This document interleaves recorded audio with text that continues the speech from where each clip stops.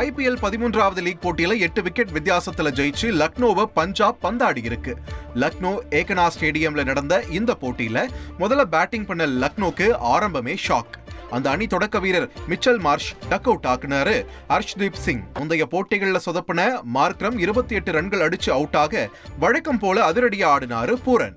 Captain Rishabh Pant திரும்ப ஒற்றை இலக்கத்துல நடைய கட்டி ரசிகர்களை ஏமாத்தின சமயத்துல பூரனும் 44 ரன்களுக்கு அவுட் ஆக மில்லர் விக்கெட்டையும் இழந்து லக்னோ தடுமாறுச்சு. இருந்தாலும் இளம் வீரர்கள் ஆயுஷ் பதோனி, அப்துல் சமத் ஜோடி இறுதி ஓவர்கள்ல அதிரடியா பங்களிக்க 20 ஓவர்கள் முடிவில் 7 விக்கெட்டுகள் இழப்புக்கு 171 ரன்கள் அடிச்சுச்சு லக்னோ.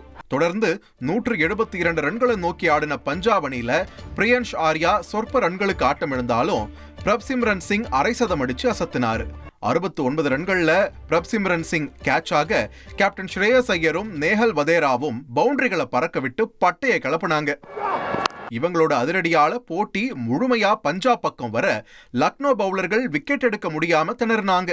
இறுதியில 17வது ஓவர்ல 6 அடிச்சு கேப்டன் ஸ்ரேயஸ் ஐயர் போட்டியை முடிச்சு வைக்க 8 விக்கெட்டுகள் வித்தியாசத்துல பஞ்சாப் வார வெற்றி பெற்றுச்சு. ஸ்ரேயஸ் ஐயர் 52 ரன்களும் நேஹல் வதேரா 43 ரன்களும் அடிச்சு இறுதி வரைக்கும் ஆட்டமிழக்காம இருந்தாங்க.